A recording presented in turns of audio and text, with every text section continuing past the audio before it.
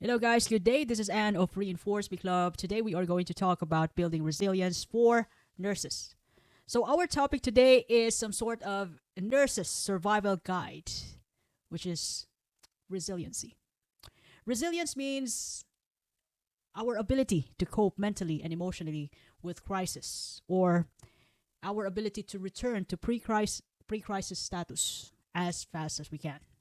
Now, as nurses, though, well, just to let you know, I'm also a nurse myself for over 10 years, working in a different inpatient departments, you know, different countries from Philippines to Middle East to Ireland. So, but it's actually way different when you're working as a nurse for years and years compared to when you were a newly grad, a newbie, because when you work as a newbie, you thought that it's a dream come true. It's rainbows and blue skies, but you just happen to find out that it ain't. It's not how you thought it is. Nursing means solving different problems as much as possible at the same time, but you got to learn to juggle.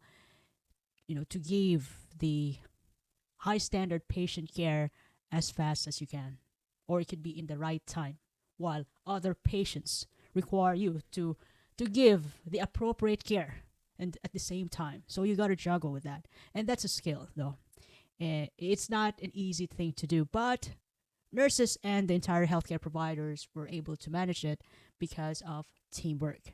Now, working as a nurse has a significant emotional and physical demands almost every day, especially when you work in the emergency department, or it could be in a theater with difficult cases, in a certain specialization or critical care area.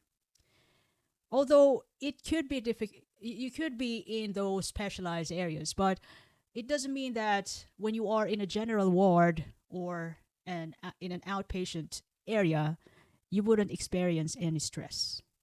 So, in other words, whichever area a nurse works, she or he will always experience bad days at times, but not every day in a week.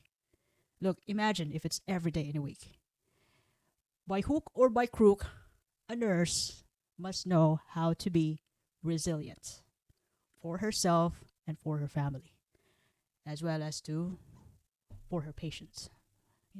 The best for her to deliver the best ever patient care. Otherwise, if things mess up every day at work, it can lead to stress and burnout. And the way, you know, working as a nurse and you go home tired, you don't even have much time to talk to your kids, to your spouse, and you just want to go to sleep. That's, well, personally, that's not my ideal. That is why I'd like to share this message today, because as a human being slash a nurse, we need, or we must fulfill other areas of our lives too, not only the work area, the work part of our lives. We also have family. We also have ourselves to take care of. We have relationships. We also, if you are a nurse entrepreneur, we also need to take good care of your side business, side hustle. It could be, your health, your wealth, your relationships, plus your career. So different areas that we need to fulfill. That is why if we don't fill in our needs in all these areas which we consider as vital in our existence, we feel demotivated, stressed out, burnout, sick. So building resilience and adapting to change in the different healthcare environment or in your area are crucial for maintaining well-being and providing a high-quality patient care. So today, I am going to give you the top 5 nurses survival guide in order for you and me to really recover fast from stress, from burnout, caused by work. Although we do love our job. In building resiliency as a nurse, basically it's important that we must have the first one, self-care practices. It's important to mind our physical health. You know, I'm talking about the regular exercise, balanced diet, especially adequate sleep. Nurses should schedule time for physical activities that they enjoy, even just merely playing with kids or walking in a trail with the family, with their best friends. So that's already physical care. And never forget to spare time while working on your shift. Don't forget to eat on your break time. Or you could even reutilize break time to take naps. You could even bring snacks while you're working in case, you know, you will experience mind fog due to hunger while you're working. So always bring snacks as necessary. Because some people, no need, no, they don't really need snacks. They can manage the task for the entire shift. It's also important to eat the right foods as a nurse. High protein diet, high fiber, increased fluid intake, the things that we are teaching to our patients. We must apply it to ourselves. The way that we're teaching good stuff, but it would be much effective if we apply it to ourselves. And in the most part, though, sleep. There could be times that we are stressed out, but as a human being, we have the capability to soothe ourselves from stress, from burnout. We have our own way. Some people, when they got home, they drink coffee, they drink hot chocolate, like me. Hot chocolate and a small piece of bread will do. I could recover from stress when I already have my hot chocolate before bedtime. Hot chocolate plus a couple of pages to read. Not the entire book. It'll be 5, 10 pages or 10 minutes of reading before sleep. And when I'm stressed out, I try to think about the things which upset me for that day. Any problems, that I'm overthinking, because I'm also one of those people who overthinks. And then I write them down on my journal. So this is the problem. And the problem isn't necessarily other people or other issues. Sometimes the problem could be me. There could be times that I misinterpreted things, or misunderstanding, which I could be the cause, or which, some misunderstandings which I, what shall I say, make it bigger in some ways. But, I just write them down, and in the following day, when I work, I make it up. Or whatever it takes, I must face it. Those actions which are meant to be learned. I'm not ashamed of my mistakes as long as I don't compromise the life of other people. I own my mistakes because I know that when I happen to know them and I own them, I can do something about it. So one thing that I do personally is that I write them down in my journal and write down the solutions too and execute them on the following day. So I'm making it up. It means that I've learned something on my mistakes. And that will help me sleep throughout the day, by hook or by crook. I do value sleep a lot. And in terms of mental health, mindfulness practices like meditation and yoga can help manage stress for nurses. Otherwise, if it's already, overwhelming, or a nurse couldn't control the mind anymore due to burnout, it's way better to consider seeking a professional mental health support when needed. And when you ask help from professional, it doesn't mean that you're such a weak person. It means that you want to get better, you want to get back on the track with a help of a professional. It doesn't mean that you are a terrible person. You are a kind of person who is brave enough to really get your act together and be back on the track, working on your dreams every day, on your goals every day. Now, another thing to consider in building resilience is emotional support. Number 2. Now, part of emotional support is peer support, which is common and one of the best part. Building solid relationships with colleague can provide support network, or your, you know, friend or a friend of yours who is also working as a nurse or a healthcare professional. You can share your experiences and coping strategies with them, or you can even learn something from them so that you can cope up with the stress that you are currently facing.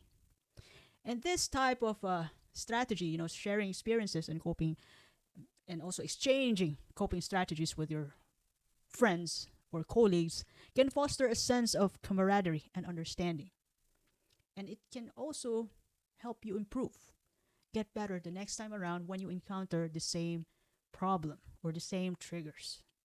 So remember, we are dealing with different people with different personalities. In other words, we learn every day. We have all the opportunities every day to get better. Another thing, part of emotional support, counseling and therapy. Access to counseling services can provide safe space to process emotional changes. So if you can afford this, and if it's available in your community, you might want to consider helping yourself with therapies. Because, other than talking to your friends as well as to your mom and dad, to people whom you can trust, you can also utilize these therapies who have professionally studied your case, like anxiety, depression, if you have meltdowns. You can utilize this professional healthcare professionals. Look, mind you, if it's available in a community though, or in the services of the hospital, I would love to utilize a therapist. But it wouldn't be therapist for depression or anxiety. It would be a therapist to make myself better. So you can use the services in your own way. You can use it differently, different from other people. So, uh, all in all, though, counseling and therapy can give you a headspace to verbalize your emotion and manage them. Number three is professional development. The so called continual learning or ongoing education and training can boost a nurse's confidence and competence, helping you more prepared to handle challenges. So the way when you are in a, like, for example, in a special area like uh, neonatal intensive care unit, the NICU. So you have seminars. The hospital is giving you an opportunity to join this courses, to undergo these courses, and having gone through the contents, the teaching, the strategies, updated strategies about your unit will help you become more proficient, efficient, and effective at the same time in your area. And that will absolutely boost your confidence as a nurse to handle even the worst case scenario. Those situations that you've never gone through ever in your life. It's just pop up. And all your learnings from your courses and your past experiences, you gather them and then apply them right there and then. So I'm talking about emergency situations. And part of professional development, seeking mentorship from experienced nurses can provide guidance and support if you are still adjusting in your area, in your workplace. If you are a newbie nurse, if you are just 1 to 2 years in that area, and there might be things that you need to dig in more, to understand. So always ask your senior nurses, your fellow colleagues, or even your head nurse to really give you a good perspective, a better perspectives, or different options about the issues that's bugging you in your area. So seek mentorship, guidance, or guidance from your colleagues. Number four, work-life balancing. There's no such thing as work life balance, it's work life balancing. You work, and at the same time, you try to balance your personal life, your relationship, while you are working. So you try to manage your time. That is work life balancing. So when you are trying to juggle different priorities, it's important to manage your time. Time management. This can help nurses balance work demands with personal life. Setting boundaries and prioritizing tasks are essential. So, in other words, when you work, you work. When you play with your kids, when you're at home, be at home, 100% attention, you are there. Your mind is not must not be anywhere, especially at work when you are with your kids, when you are with your family, when you're cooking for your, for your spouse. You must be 100% there and be 100% at work when you are working. Setting boundaries means you can stay away from your phone while you're at home, having fun with your kids. Setting boundaries, or you do your best to finish your office work as a nurse manager, or even just an ordinary staff nurse. Finish everything, the hand over all prepared, ready to be hand over to the next shift, so that when you go home, you are 100% there. Or there might be things that you forget. You just message them, and then get yourself back, at home, minding your children. You know, be with your family 100%. And part of the work-life balancing is recreational, recreational activities or hobbies. It's important to engage yourself with nature or outside work, which can provide a necessary mental break and promote overall well-being for nurses. So let the world, show the world that you are just not good in the healthcare situation, healthcare scene, healthcare challenges. You are also good in golf. You are great in sprints, marathon. You are athletic too. Show them the other aspects of yourself. Show them that you like going to the gym and build your muscles. Be a great model for your kids, or it could be for your colleagues. Take a mental break from work, recreational activities, and engage with your hobbies. Lastly, number 5, it's important to have a positive mindset. Basically, when you wake up in the morning, it's important. It's important to be really thankful about life, about waking up in the morning, that you still have this opportunity to prove yourself every day, every time you wake up, because not all people have those chances. Life is beautiful. So when you have an opportunity, fulfill it. And part of fulfilling life is just be simply thankful. Thankful for it. Be thankful with your consciousness, your functional senses that is still there, and you can still able to breathe the fresh air. Be thankful with your with those little things that you have, even those free stuff like the oxygen in the air. Be thankful. You can also keep a gratitude journal, or just regularly reflecting on positive aspects of work and life to enhance your positive outlook in life. So be thankful that you have a job so that you can feed your family. You can buy the things that you want. Be thankful that you have your family, because it gives you a motivation, a massive motivation to work hard for them so that they can have a brighter future. Be thankful for what you have. Be thankful for the opportunity of life, so you can work on things that you haven't have yet. You're still working on it. And it's also one great deal to be self-compassionate. Be kind to yourself, and recognize that it's okay to have challenging days, which can reduce your self-imposed pressure. There are shite days, not all days in a week are good days or chill days. Otherwise, without being stressed out, without problems, we wouldn't grow as healthcare providers. And this also applies to other careers. We need stress in order for us to improve ourselves, our profession, our ability to make relationships, to build relationships, as well as to take care of ourselves. Now, I know that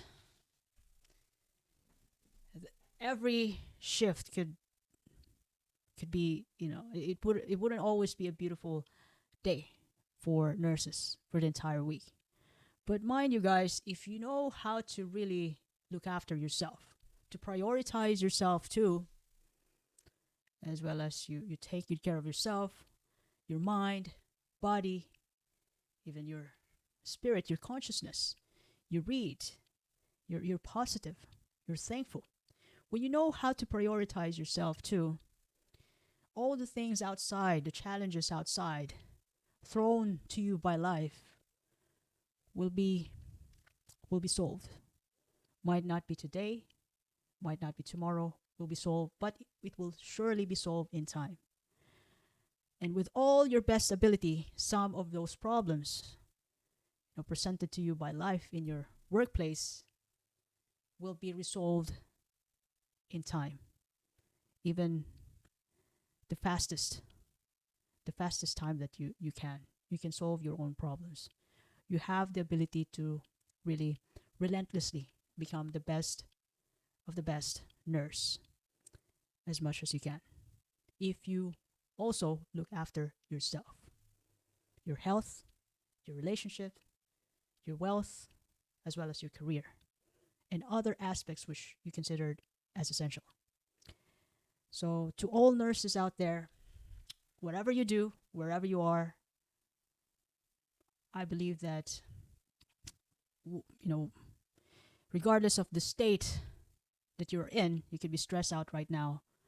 You are always been the best, because there is no nurse. This is what I believe personally. There is no nurse who doesn't give her best, his or her best. All nurses will always bring up the best in them to give high quality standards of care as much as possible without stressing out themselves. So if you ever love this episode today, you can follow me in YouTube, Facebook, Spotify, Apple Podcasts, as well as in Amazon Podcasts. This is Anne, by the way, of Reinforce Me Club, your fellow positive reinforcer. I do appreciate your time and have a lovely day ahead. Thank you very much.